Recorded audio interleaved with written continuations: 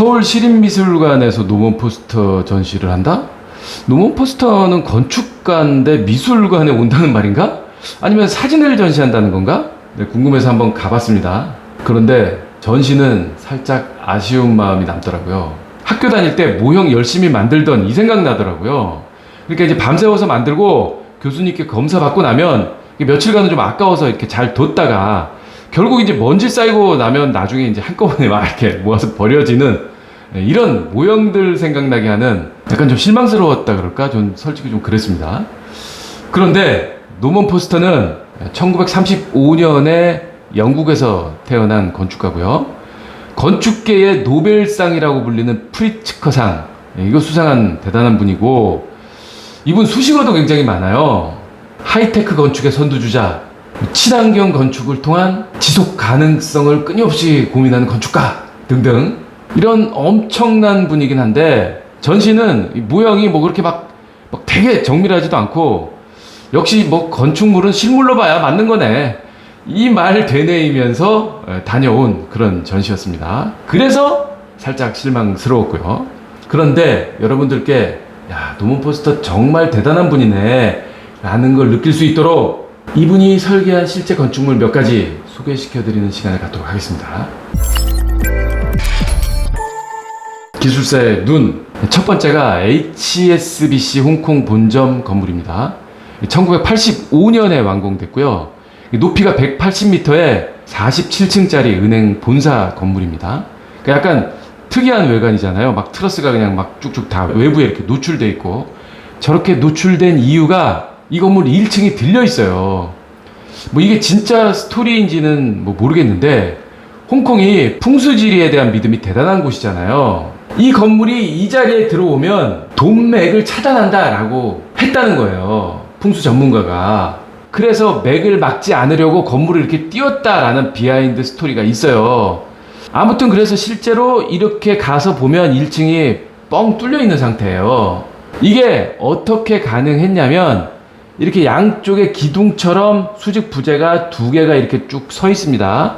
무슨 사다리처럼 이렇게 생겼어요. 트러스가 연결된 어마어마한 구조물이 이렇게 철골로 서 있고, 이 양 옆으로 이렇게 트러스가 연결이 돼 있는 이런 공사 중 사진이고요. 이 수직 부재가 요렇게 5개층씩, 두 번째는 요렇게, 요런 5개층 단위씩 연결을 잡아주고 있는 거예요. 이렇게 얘가 다 이렇게 잡아주고 있는 거예요.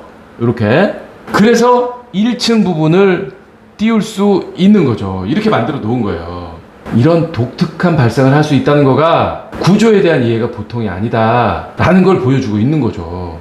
최첨단 기술은 이게 끝이 아닙니다. 남측면에 보면 이런 처마처럼 이렇게 튀어나와 있는 요게 있는데, 이게 거울이에요. 그러니까 햇볕이 이렇게 위에서 땅 때려서 안으로, 건물 안으로 반사돼서 들어가게 이렇게 각도를 조절해 놓은 거예요. 건물 안에서 보면 여기로 들어온 빛이 다시 아래로 떨어지게 이 부분에 여기도 또 이제 거울을 달아 놓은 거죠. 그래서 빛이 건물 내부 전체에 쫙 퍼지게 이렇게 만들어 놓은 거예요. 그래서 실제로 보면 이 넓은 공간이 반사된 자연 채광 덕분에 굉장히 환하게 이렇게 이제 만들어 놓은 거죠. 두 번째 건물은 독일 국회의사당입니다. 독일이 전쟁을 겪은 나라잖아요. 뭐 전쟁을 일으켰다가 완전히 뭐 처참하게 박살난 이런 나라죠. 이게 그때 당시 국회의사당 사진인데, 완전히 그냥 뭐 뼈대만 겨우 남은 이런 건물을 노먼 포스터에 의해서 재건축된 이런 건물입니다. 1999년도에 재건축이 됐어요. 벽을 제외한 모든 골격을 다 뜯어내고 건물 지붕이 이렇게 돔으로 돼 있어요. 여기도 이 돔이 권위를 상징을 하거든요. 그래서 우리나라 국회 지붕도 돔이잖아요. 아무튼 이 무너진 돔을 재건축하면서 유리와 알루미늄을 사용해서 재건축을 했어요. 이게 또 완전 하이테크인데, 이게 외관이 이렇게 유리다 보니까 빛이 다 들어올 거잖아요. 자세히 보면 이 안쪽에도, 유리 안쪽에, 실내 쪽에도 이렇게 무슨 이렇게 깔때기처럼 이런 구조물이 또 있는 걸 볼 수 있어요. 반짝반짝하게 생긴 요거. 예, 안에서 보면 이렇게 생겼는데, 이게 밖에서 들어온 빛이 반사가 돼서 밑으로 떨어지게 이렇게 해주는 얘도 거울이에요. 각도를 다 맞춰놔서 어느 부분에 빛이 들어오더라도 밑으로 국회의원들이 일하는 공간 밑으로 빛이 떨어지게 이렇게 이제 만들어 놓은 거죠.